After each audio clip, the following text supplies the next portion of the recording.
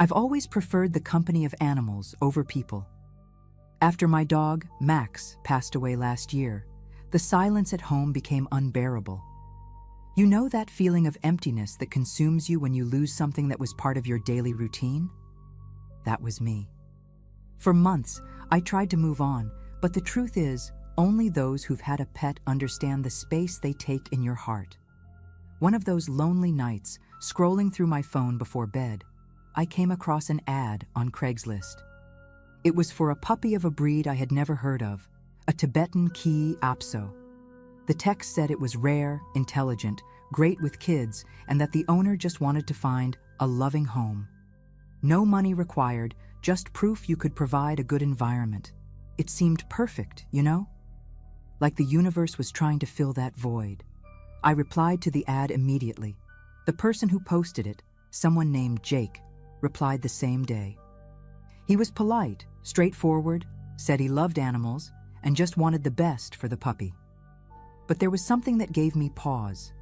He insisted on meeting at a public park instead of letting me pick up the puppy at his house. It felt a little odd, but I convinced myself it was just caution on his part, you know? He mentioned how some people were untrustworthy and that he valued his privacy. A bit contradictory, but I didn't see any harm at the time. Besides, he sent me a picture of the puppy, and it melted my heart. The little guy was adorable, big brown eyes, floppy ears, and that clumsy charm only a puppy can have. On the agreed day, I arrived at the park a few minutes early. It was a quiet place, surrounded by tall trees with wooden benches scattered across a well-kept lawn. The weather was nice, the sun timidly peeking through the clouds, and the sound of leaves rustling in the wind gave a false sense of peace. I was excited, but also nervous. What if it was a scam? Or worse, what if the puppy was sick or something? While I waited, I watched the people around me. There was a couple walking with a stroller, a guy jogging with headphones, and farther away, a black car parked near the park entrance. I didn't pay much attention to it at the time, but it seemed like someone inside was watching me. Jake showed up shortly after. He looked just like the photo from the Craigslist profile. Messy hair, a scruffy beard, and a slightly awkward smile. He carried a crate with the puppy inside. The dog was even cuter in person, but he was eerily quiet. No barking, no whining, just staring at me with those big eyes, almost as if he was as wary as I was. After a few minutes of small talk about the puppy, things like his diet and vaccine schedule, Jake's tone began to shift. He said, unfortunately, he'd had unexpected expenses with the puppy and asked if I could cover a small fee. That's when I started to feel uneasy. It wasn't about the money itself, but the fact that his story didn't add up. Before I could respond, I noticed him pressing me for more personal details. Where I lived, if I lived alone, if I had neighbors. It felt like he was trying to fill out a profile on me. While he talked, a sense of dread crept over me. Something about his posture, the insistence in his questions, was off. I tried to deflect, saying I lived with my sister, which wasn't true, but seemed safer to say. He chuckled nervously, looked away for a second, and muttered something like, "It's always good to have someone around." That's when I started piecing things together. My eyes darted to the black car at the park's entrance, the same one I had noticed earlier. Someone was still sitting inside, motionless, as if watching us. The puppy, who had been quiet until now, started shifting in the crate, letting out a soft whine, almost like a warning. My instincts were screaming that something was seriously wrong. I tried to end the conversation as casually as I could, saying I needed more time to think and that I'd get back to him later.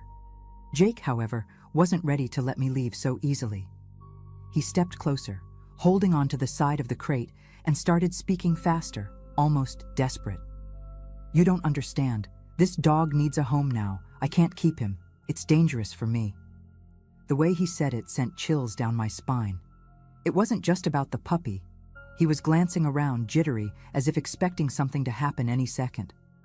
That's when I saw, out of the corner of my eye, the door of the black car slowly open. A tall figure stepped out, wearing a long coat, and began walking toward us. My heart pounded, and I knew I had to get out of there, but I couldn't make it obvious. With the figure approaching, each step slow and deliberate, I felt a surge of panic. My mind was racing. I thought about grabbing the puppy and running, but Jake was still holding the crate, and I knew he wouldn't just let me leave. The air felt heavier, as if the park itself had gone still. Even the birds had stopped chirping. "Look, I don't think this is going to work out," I said, trying to sound casual as I took a step back. But Jake leaned in closer, his awkward smile shifting into something more sinister. "Just answer the questions. It doesn't have to be difficult," he muttered, his voice low, almost a whisper. My head was spinning, searching for a way out. Suddenly the puppy began barking, a frantic, high-pitched sound that startled both of us. It was as if he sensed the same danger I did. Jake's face twitched with irritation as he slapped the side of the crate, trying to quiet the puppy. Meanwhile, the figure from the car was getting closer, and now I could see something in their hands. I couldn't tell what it was, but the sight of it sent alarm bells ringing in my head. I took a deep breath and said, as firmly as I could, "Just give me the dog. I'll take care of him. This ends here." Before Jake could respond, I yanked the crate out of his hands and turned to walk quickly in the opposite direction, my heart racing. The park, which had felt so peaceful earlier, now seemed endless. Every step I took felt heavier, and I could feel their eyes on me as I moved.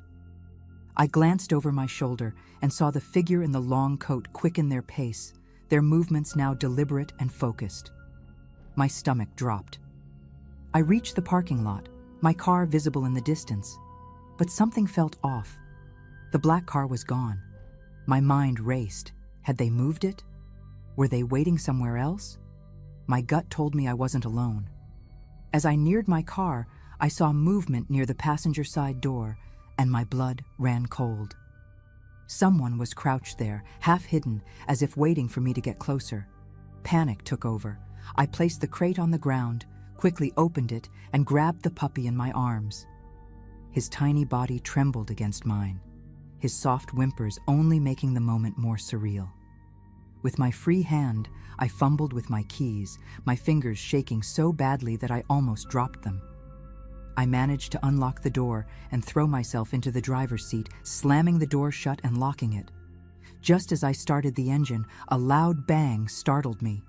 The figure in the long coat had reached my car, slamming their hand against the passenger window. They were wearing a smooth black mask with no features, and the sight of it froze me in place for a second. Without thinking, I slammed my foot on the gas, jerking the car forward and nearly clipping another vehicle parked nearby. The masked figure didn't chase me but stood there watching, their head tilting slightly as I sped away. My heart was pounding so hard it felt like it might burst. In the rearview mirror, I saw Jake running after me, shouting something I couldn't hear over the roar of the engine and my own panicked thoughts. But what really terrified me was the black car. Its headlights flared to life in the distance, and it started moving. They were following me. I drove aimlessly at first, taking random turns to try and lose them. The streets were nearly empty, and every set of headlights in my mirror felt like a threat. The puppy, still trembling in my lap, let out a soft whine. It was like he could sense my fear, or maybe he had been through this kind of chaos before. I finally spotted a construction site with a few abandoned buildings. Desperate, I veered into a side street, killed the headlights, and parked behind one of the structures. My chest was heaving, and I tried to listen for any sound of the black car. Minutes passed, and all I heard was the distant hum of crickets and the wind rustling through the empty lot. I thought I was safe, until I saw faint beams of light sweeping across the side of the building. I clutched the puppy tighter, holding my breath as the lights grew brighter. They were searching for me. My mind raced with possibilities, none of them good. Then, just as suddenly as they appeared, the lights moved away and the car drove off. I waited for what felt like an eternity before I dared to move. My hands were still trembling as I started the car and carefully drove back onto the main road. I took a roundabout route home, making sure I wasn't being followed. When I finally parked in front of my house, Relief washed over me, but only briefly. The entire night replayed in my mind, and I couldn't shake the feeling that this wasn't over. I brought the puppy inside, locked every door and window, and sat on the floor with him in my lap. He had finally stopped trembling, his little body curled up against mine, as if he understood we were safe, for now. I spent the night staring out the window, my paranoia refusing to let me sleep. The black car, the masked figure, Jake's strange behavior, none of it made sense. The next day, I called the police, but without concrete evidence or a clear threat, they couldn't do much. Frustrated, I decided to take the puppy to a vet for a checkup. That's when things got even stranger. At the clinic, the vet scanned the puppy's microchip, a routine process, but her expression changed as she looked at the screen. "This chip isn't registered," she said, frowning. My stomach sank. I asked what that meant, and she explained that it was unusual as most chips are linked to breeders or shelters. This one wasn't. It was almost as if someone had implanted it outside the usual system. I left the clinic feeling uneasy, with more questions than answers. Later that day, I spent hours digging through online forums. I came across discussions about microchips being used for illegal purposes, and one story sent chills down my spine. Someone described adopting a puppy under strange circumstances, only to be tracked and harassed days later. Their situation sounded eerily similar to mine. Suddenly, it all clicked.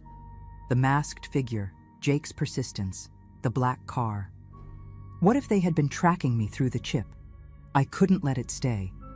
I drove to another vet in a neighboring city and paid them to remove it. The vet hesitated but eventually agreed. When the chip was out, they noted something odd. This isn't just a regular ID chip. It's modified. There's something else inside it. I didn't stay to find out what. I took the chip, drove to a river, and tossed it in. Since that night, I haven't seen Jake or the black car. The puppy, who I named Lucky, has become my constant companion, bringing life and joy back into my home. But I still think about that night, about the strange events that unfolded, and the lingering questions I'll probably never answer. Who were those people? What did they really want? And why did it feel like Jake was just as much a victim as I was? I don't know, but one thing is clear. Lucky didn't just need saving that night. I think he might have saved me too.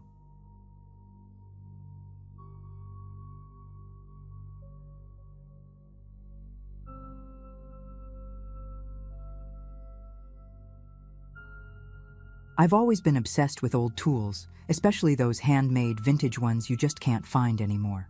So, when I saw that Craigslist ad, I was thrilled.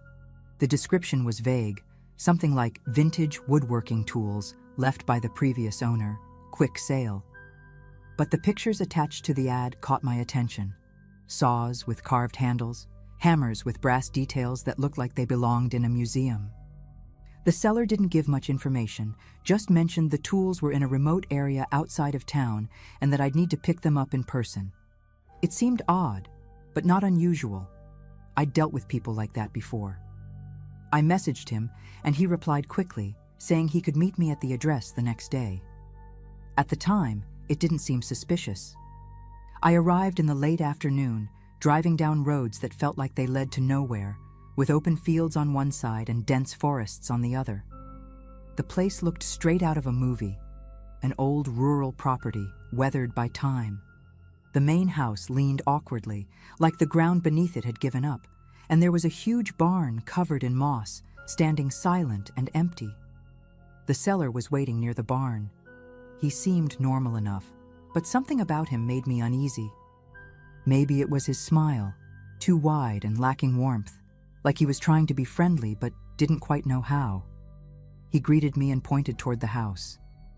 "The tools are in the attic," he said, sounding way too casual, like this was all perfectly normal. I hesitated for a moment, looking at the house.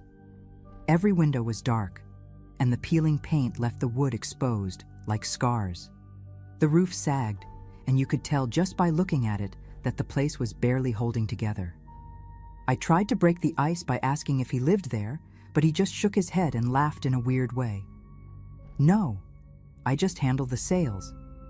The old owner, well, he's not around anymore," he said, glancing toward the barn like it was some kind of inside joke I didn't understand.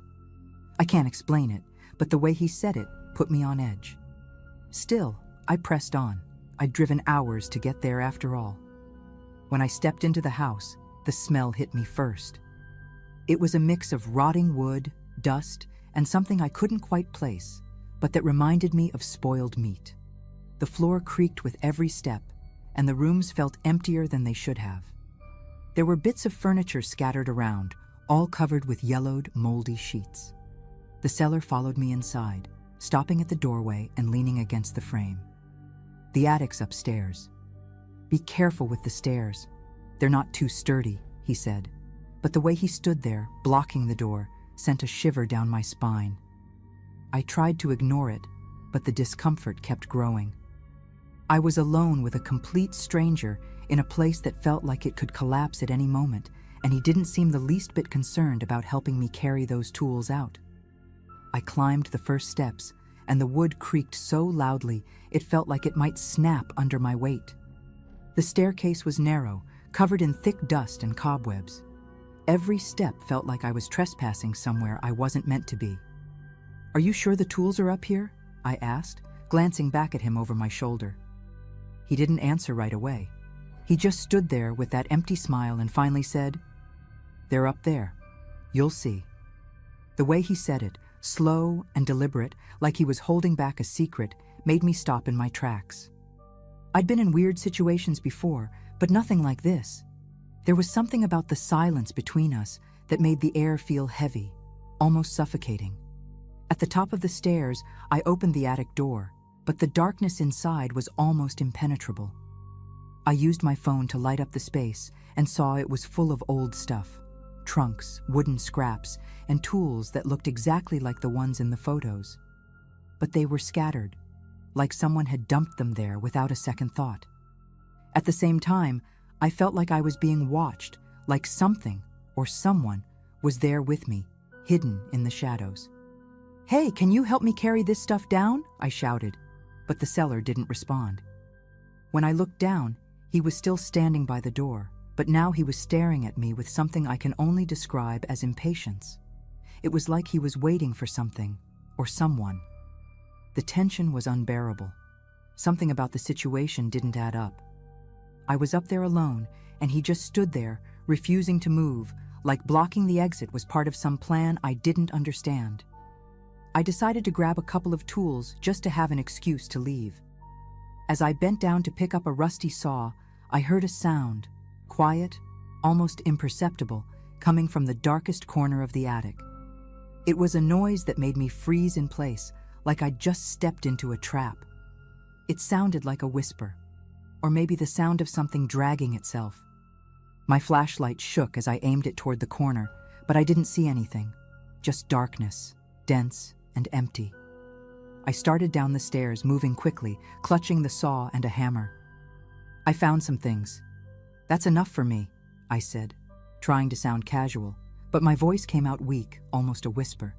He didn't move, not an inch. He just stood there for a few seconds.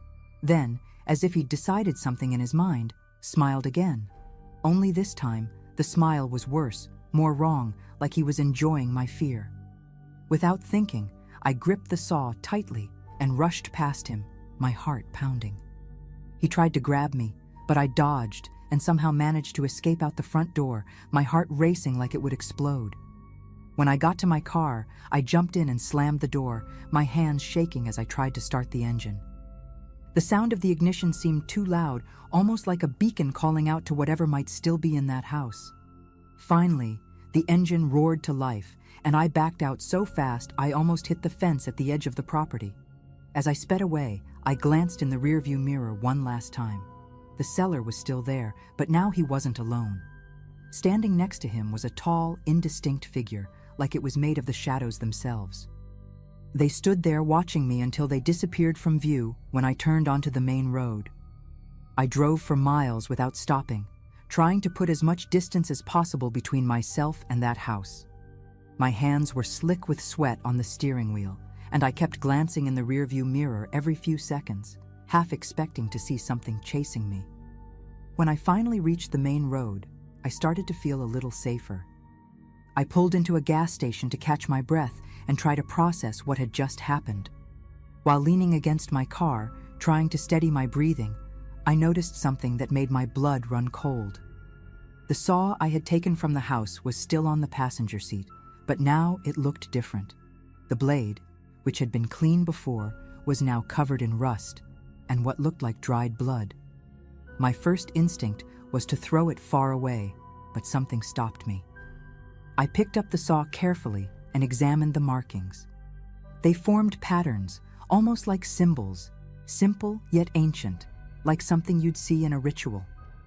My heart started pounding again, and an overwhelming sense of unease washed over me. How had this happened? I hadn't noticed anything strange while I was in the house, and now this was here, like it had changed during the drive. That's when I heard the noise. A faint clicking sound, like a nail tapping on glass, coming from inside the car. I turned around slowly to look at the back seat, and in that moment, it felt like the entire world stopped. There was a mark on the back window, a single straight line, like something or someone had scratched the glass from the inside. My body froze. I knew I'd driven alone, that there was no one else in the car with me. And yet, the weight of an unseen presence filled the air. I closed my eyes for a moment, trying to convince myself I was imagining things. But when I opened them again, another line slowly etched itself onto the glass, as if an invisible nail was carving it in real time. My heart raced, and I dropped the saw on the ground without caring if anyone saw. I jumped back into the driver's seat and twisted the ignition so hard I hurt my hand. As I sped away from the gas station, the feeling of being watched only grew stronger. I didn't dare look in the rearview mirror again, but I could feel it. A heavy, oppressive presence sitting in the back seat. My mind scrambled for solutions. Should I stop the car and run? Should I throw the tools out and hope it would end? None of it seemed like it would work. The road ahead stretched endlessly, with darkness closing in around the car. Then the radio suddenly turned on by itself, static blasting loudly from the speakers. My mind was teetering on the edge when, through the static, I heard a voice, the seller's voice. "Did you think you could escape?" The voice made my stomach churn. It was low, almost a whisper, but clear enough to chill me to the bone. "You took something you shouldn't have." The words slid through the static, like the sound itself was alive, vibrating with malice. I twisted the radio's knob, trying to turn it off, but nothing worked. The sound kept going, growing louder and louder, until I had to cover my ears with my hands while still trying to drive. Then suddenly, everything went silent. The radio stopped, and the only sounds were the hum of the engine and my own ragged breathing. But the silence was worse. It was the kind of silence that makes you feel like something is about to happen. I glanced at the passenger seat where the saw had fallen, but it was gone. My chest tightened, and for a moment, I thought I might be losing my mind. Then, out of the corner of my eye, I saw something in the back seat. A dark figure, indistinct, sitting there as if it had been waiting patiently all along. I slammed on the brakes, bringing the car to a screeching halt in the middle of the road. Whipping around to look, I expected to see something. But the back seat was empty. My heart thundered in my chest, and I could barely catch my breath. Whatever was happening wasn't over. Something was toying with me, or worse, testing me. I knew I had to end it. The oppressive feeling of being watched, even in an empty space, was unbearable. I drove to a wooded area off the road, pulled over, and stepped out of the car. I searched for the saw frantically, looking everywhere in the back seat and on the ground. But it wasn't there. It was as if it had vanished into thin air. My mind raced in circles, desperate for answers, but none came. Then I noticed something.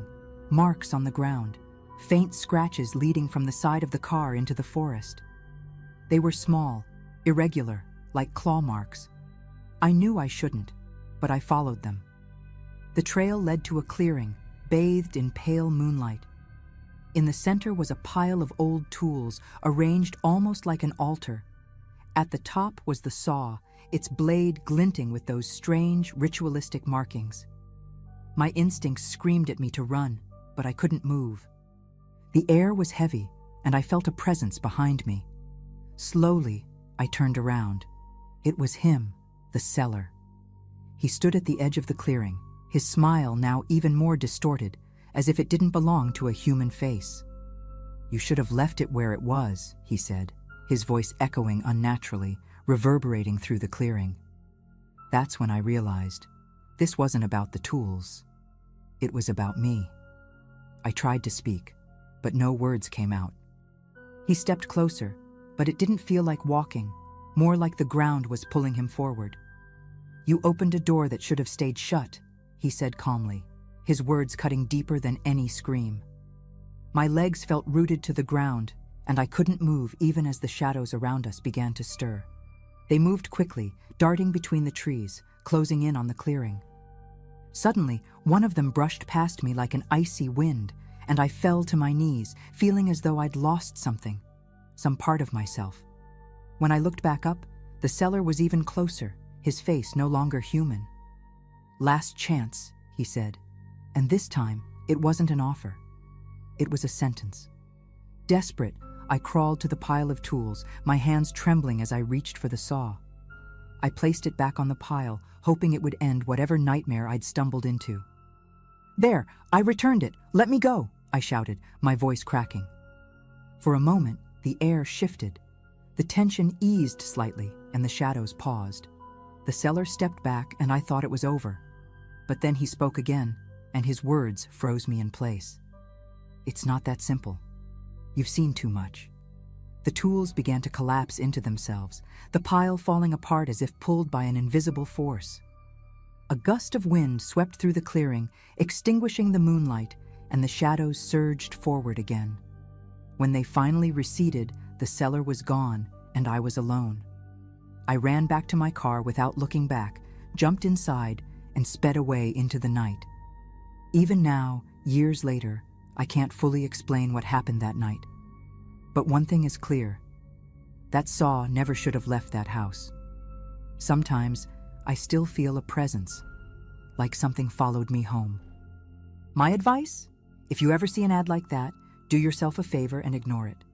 Once you step into that world, there's no way out.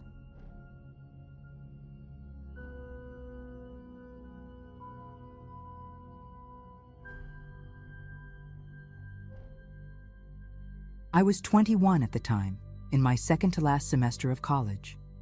I had just moved to a bigger city for an internship, and since my budget was tight, a bicycle seemed like the perfect way to save on transportation. I spent a few weeks searching, but all the good options were out of my price range. Then one night, while scrolling through online classifieds, I stumbled upon what looked like the deal of the year, a high-end mountain bike for less than half the price. The listing had just one blurry photo and a short description, but it was exactly the model I wanted. It felt too good to be true, but I didn't think much of it at the time. I messaged the seller right away. The guy responded quickly, almost as if he had been waiting for someone. He said the bike was in perfect condition, that he needed to sell it fast because he was moving, and that he was open to negotiation. The catch? He insisted we meet after 10 p.m. in a parking lot at an industrial park on the outskirts of the city. I hesitated, of course. It was a strange location and a strange time, but he played the "there are other buyers" card and said he couldn't hold it for long. My eagerness to close the deal got the better of me. I agreed to meet him that same night.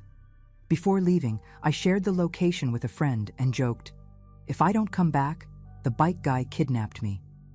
I laughed at the time, but that uneasy feeling in my gut didn't go away. I arrived at the location about 15 minutes early, still trying to convince myself I was overreacting. The industrial park was massive, with several warehouses and poorly lit streets. During the day, it was probably bustling, but at that hour, it was completely deserted. The only sounds were the wind brushing against the metal structures and the echo of my footsteps on the asphalt. I parked my car near a flickering streetlight and waited. About 10 minutes later, a white van pulled into the lot.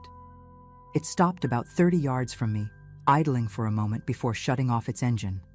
The guy got out.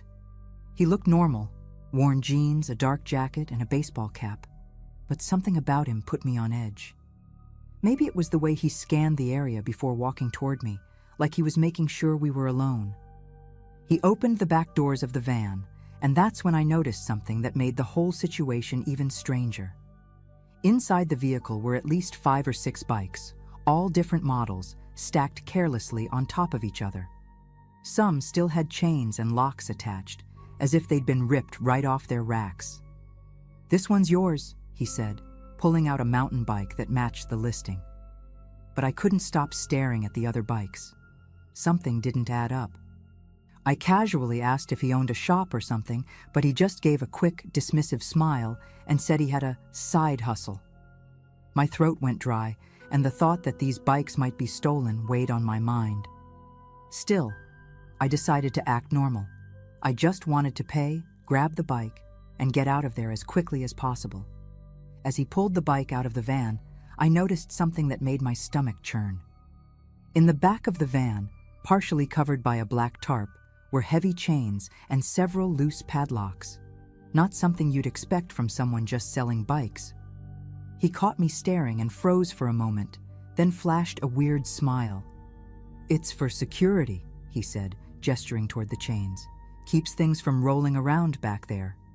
The way he said it didn't convince me. I started sweating, feeling an overwhelming urge to come up with an excuse to leave. But he was already holding the bike toward me, almost like he was blocking my path to the car. "Want to take it for a spin? Test it out?" he asked, sounding like a regular salesman. I shook my head, trying to keep my voice steady, and said I didn't need to test it, that I just wanted to pay and leave.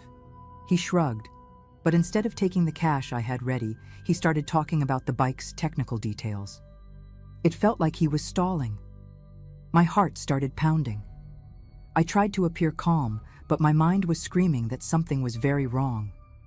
Then I heard it. A faint sound behind me. A dry click, like a car door closing coming from the shadows.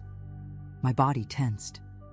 The man turned his head toward the noise, then back to me, his expression no longer friendly. My first instinct was to turn around and look, but something stopped me. It felt like I just knew that turning my back would be a mistake. "Did you bring someone with you?" I asked, trying to sound casual, but my voice came out shaky. He just shook his head slowly, that strange smile still fixed on his face. "No, it's just me. Maybe someone's here grabbing something from one of the warehouses," he said, but his calm tone didn't match the tension I felt in the air. I tried to glance discreetly over my shoulder, but the darkness seemed thicker than before. The noise had definitely come from close by. I was sure of that. My mind raced, searching for explanations, but none of them made me feel safe. "You know what?" I said, trying to sound decisive. "I think I'll keep looking at other listings. This bike is great, but it's not quite what I'm looking for." I took a step back, hoping to create some distance. His smile faded. "You came all the way out here for this?" "You're wasting my time," he said, his voice colder now, almost irritated. The unease that had been building inside me exploded into full-blown panic. He took a step toward me, still holding the bike, and at that moment, I knew I had to leave, even if it meant running. That's when, out of the corner of my eye, I saw a shadow move between 2 warehouses. It wasn't just someone walking. It was low, fast, almost like it was slinking. My body went into autopilot. Without thinking, I turned and walked quickly back to my car. I didn't run. It felt like running would provoke him. But every step felt heavier, like the asphalt was pulling me down. Behind me, I heard footsteps. Not his. They were lighter, faster, like someone running barefoot. My blood froze. I couldn't bring myself to look back. I reached the car and fumbled with my keys, dropping them in my panic. "Damn it!" I whispered, crouching to pick them up. That's when I felt it, a presence, so close it was suffocating. I grabbed the keys, stood up, and glanced toward the van. The man was standing there, but he wasn't alone anymore. A hunched figure, low to the ground with unnaturally long limbs, was creeping along the side of the van like a shadow that didn't belong. I jumped into the car and locked the doors, my hands trembling so badly that it took 2 tries to start the engine. When it finally roared to life, the creature was close enough for me to hear its labored, uneven breathing. I didn't hesitate. I slammed the gas pedal, tires screeching as I sped out of the lot. In the rearview mirror, I saw the man standing there, calmly waving like he knew I'd come back. The creature crouched next to him, its long limbs dragging on the ground like it was sniffing for something. My vision blurred with tears of fear, but I kept driving until I reached a well-lit street with people around. I pulled over, my heart racing, and sat there for what felt like hours, trying to calm down. The unsettling feeling stayed with me for days. At night, I started hearing noises outside my apartment, soft footsteps or scratching at the walls. One night, when I finally worked up the courage to peek through the curtain, I swear I saw that same hunched figure standing across the street, motionless. I flipped on the lights, but when I looked again, it was gone. It was like whatever had been in that parking lot had followed me home. I barely slept, jumping at every sound, convinced I was being watched. Things escalated when I found deep scratch marks on my front door, like someone, or something, had clawed at the wood. I put on extra locks and checked the building's security cameras, but nothing ever showed up. I was losing my mind. The final straw came when I woke up to a loud crash in my kitchen. I grabbed a knife and went to check, finding the window open even though I was sure I had locked it. On the floor beneath the window was a small piece of chain, just like the ones I'd seen in the van. That was it. I packed my things and moved out the next day with help from friends. I vowed never to do anything so impulsive again. Since I moved, things have been quiet, but I've never truly felt safe. I still glance over my shoulder, especially at night. I never saw that man or the creature again, but they haunt my dreams. I'll never know what really happened that night or what their plan was. Sharing this story here is my way of warning others. Trust your instincts. If something feels wrong, it probably is. I just hope no one else falls into the same trap, and that those who do are as lucky as I was to get away.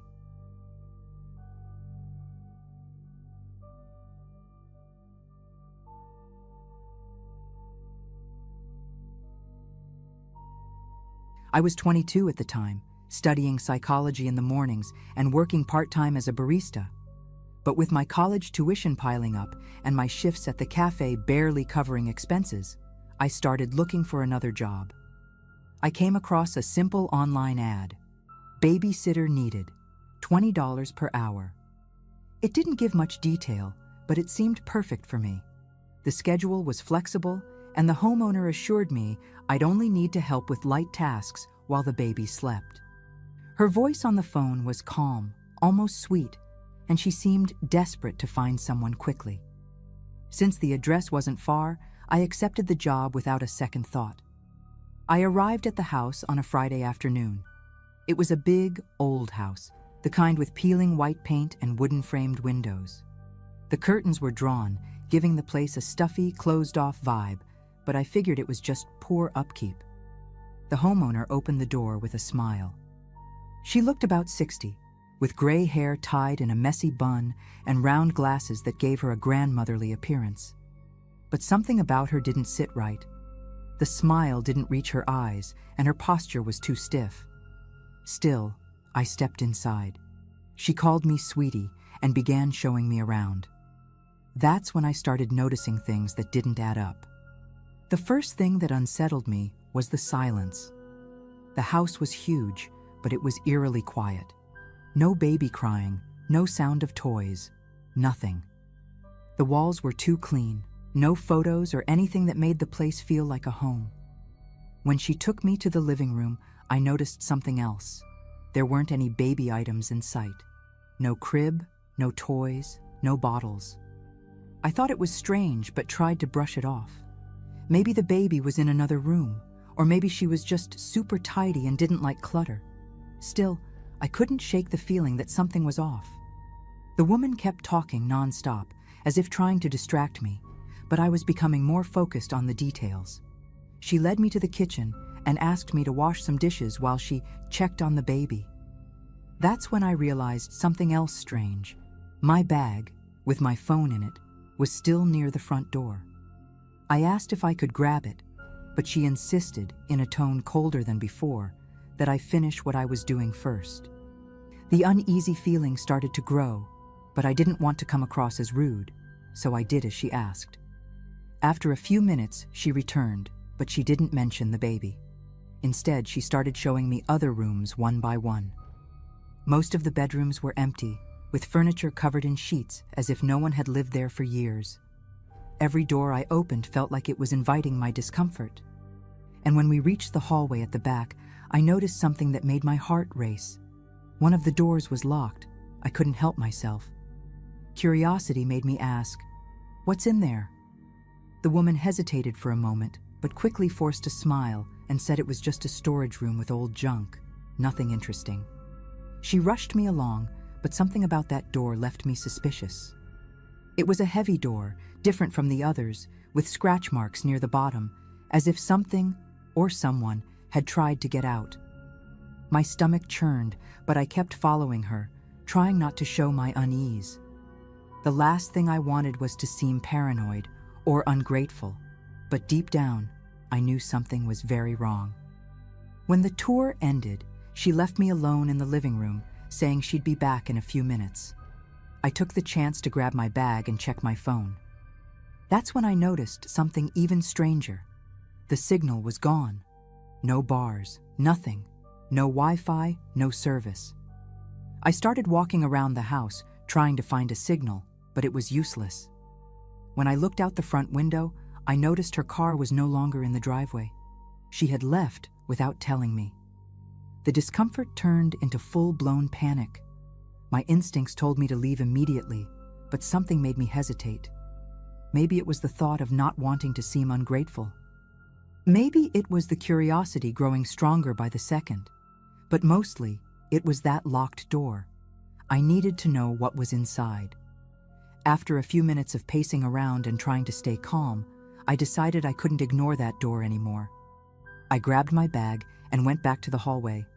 I didn't have any excuse to be snooping around, but my curiosity was stronger than my fear. I tested the doorknob just to confirm it was locked, and it was. My heart was pounding so loudly I could hear it in the silence of the house. That's when I noticed something. There was a key hanging on a hook near the door. I hadn't seen it before, or maybe I'd been too distracted trying to act normal in front of her. With trembling hands, I grabbed the key and inserted it into the lock. When the door finally opened, the smell hit me first. It was heavy, sour, and made my stomach churn. I flipped on the light, and to my horror, the storage room was nothing of the sort. It was a small, cramped space with old mattresses scattered on the floor and what looked like a steel cabinet in the corner, wrapped in chains. The walls were scratched, as if someone had tried to claw their way out. My body froze, but my mind was racing. What kind of place was this? And, more importantly, why had she lied about the baby? That's when I heard a noise.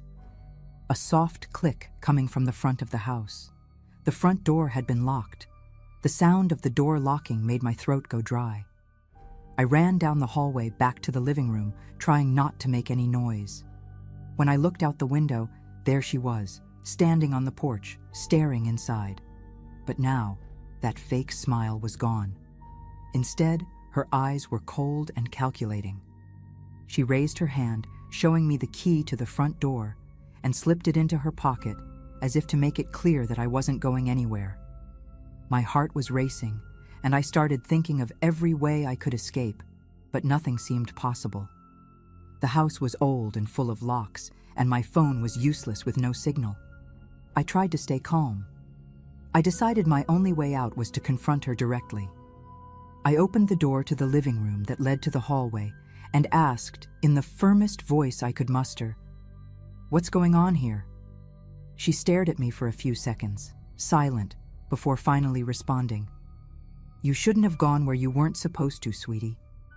The way she said sweetie this time was almost venomous. A chill ran down my spine. Without another word, she stepped inside, locking the door behind her. I was trapped, with no idea what to do, but I knew one thing. I needed to get out before something worse happened. I backed away as she slowly advanced, her eyes fixed on me like she already knew I had no way out. "What do you want from me?" I asked, trying not to let the panic seep into my voice. She stopped in the middle of the room, tilted her head slightly, and answered with an unsettling calm. "You ruined everything. Now we'll have to fix it another way." Her words echoed in my head, and that's when I saw what she was holding. A kitchen knife, small but sharp. My instincts screamed at me not to stick around to find out what she meant by "fix it." I bolted down the hallway, aiming for the back door, but the hallway seemed longer than before, like it was stretching. My heart was pounding so hard it felt like it might burst. I finally reached the back door, but it was locked too. I yanked on the handle desperately, trying to force it open as I heard her footsteps coming closer. Each step was slow, deliberate, the sound of her shoes on the wooden floor hammering in my ears. I needed a plan, fast. Then I remembered the window in the kitchen. It might be my only shot. Without a second thought, I ran to the kitchen. My body was acting on pure instinct, as if my brain knew every second mattered. The window was small, but it looked wide enough for me to squeeze through. I pulled on the latch, but it was stuck. I was on the verge of a full-blown panic attack when I heard her voice from the hallway. "It's no use. You're not getting out." The calm in her voice was even more terrifying than if she had shouted. It was like she already knew she had won. Ignoring her, I used all my strength to force the window. After a few tries, the latch finally gave, and I managed to push it open. As I was about to climb onto the sink and escape through the window, I heard a heavy noise behind me. When I turned, there she was, standing in the kitchen doorway, clutching the knife so tightly her knuckles were white. "You ruined everything," she said, her voice more frustrated than angry. A shiver ran down my spine, but adrenaline took over.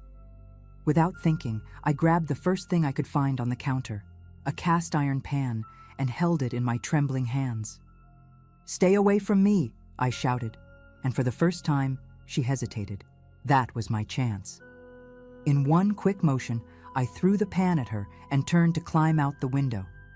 The pan hit her on the side, making her stumble for a moment, but it was enough time for me to climb out of the window. My body was so full of adrenaline, I didn't even feel the glass scratching my leg as I crawled over the ledge and landed on the dirt outside. As soon as I hit the ground, I heard heavy footsteps coming from inside the house. She was coming after me. There was no time to think. I ran as fast as I could, not even looking back, darting across the dark yard and into the forest that surrounded the house. The trees were so close together it was hard to move, but I didn't care. I just needed to get away. I ran until my legs couldn't carry me anymore, tripping over roots and branches that seemed to grab at me. Finally, I saw something in the distance that looked like a road. My hopes surged, and I pushed myself forward, feeling the cold wind sting my face. When I reached the road, I turned to look back, but I didn't see her. The house was no longer in sight, but I still felt like I was being watched. Without hesitation, I started walking along the road, hoping to find a car or a house. After about 10 minutes, I saw headlights in the distance. It was a truck. I jumped into the middle of the road, waving frantically. The driver slammed on the brakes, rolled down the window, and asked what was going on. My words came out shaky, but I managed to explain the basics. He helped me into the cab and took me to the nearest police station. At the station, the officers listened to my story with mixed expressions of disbelief and concern. I was shaking, my clothes torn and covered in dirt, but I managed to recount everything. When I mentioned the locked room and what I saw inside, one of the officers' faces grew more serious. They promised to investigate and drove me home after filing the report. I didn't sleep that night, replaying every detail in my mind, trying to make sense of what had happened. Who was that woman? Why had she lured me to that house? And most importantly, what was in that chained cabinet? 2 days later, I got a call from the sheriff. They had gone to the house, but the woman was gone. The house was completely empty, with no furniture or signs that anyone had lived there recently. What gave me chills was what he said next. "We found the room you mentioned, but the cabinet, it was empty. The chains were on the floor, broken." To this day, I don't know what really happened in that house, but I do know one thing. I'll never answer a job ad without thoroughly checking the details again. Sometimes, curiosity can lead you into dangers you can't even imagine.